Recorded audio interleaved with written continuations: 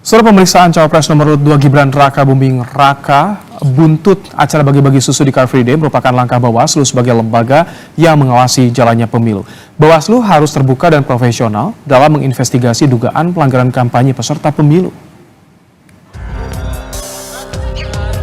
Menindaklanjuti panggilan Bawaslu Jakarta Pusat soal kegiatan bagi-bagi susu di acara Hari Bebas Kendaraan, Cawapres nomor urut 2 Gibran Raka Buming Raka hadir ke kantor Bawaslu Jakarta Pusat didampingi tim hukum TKN Prabowo Gibran.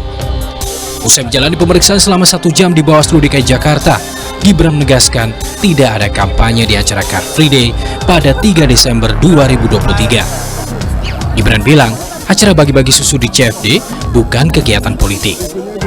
Tidak ada sama sekali kegiatan partai politik. Ya, itu aja. Ya. Klarifikasi yang ditanyakan oleh Bawaslu disebutkan kan ada klaim temuan baru yang dikonfirmasi yang terbit tadi. Ditanyain nggak Mas? Nggak masuk. Tidak ada sama sekali kegiatan politik. Ya, kan juga beberapa teman-teman saya ajak juga kemarin. Ya, tuh.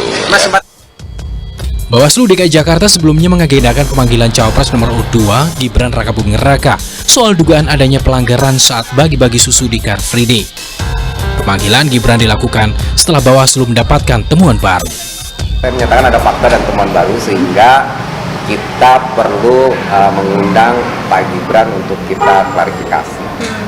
Pelanggaran pemilu kan saya sudah pernah bilang, pelanggaran pidana pemilunya sih memang tidak ada, itu sudah clear ya.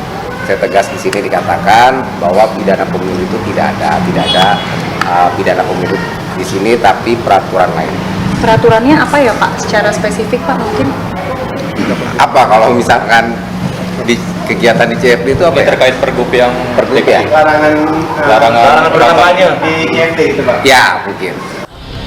Dosen Hukum Tata Negara Universitas Andalas Ferry Amsari dalam program Sapa Indonesia mengingatkan Bawaslu harus terbuka dan profesional dalam menginvestigasi dugaan pelanggaran kampanye peserta pemilu.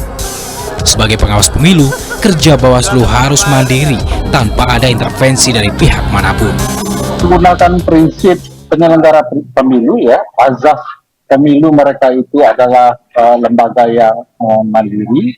Dan prinsip penyelenggaraan pemilu berdasarkan pasal 3 Undang-Undang Pemilu, mereka harus profesional, terbuka, dan mandiri dalam berupaya menjalankan tugas-tugas mereka sebagai lembaga pengawas pemilu.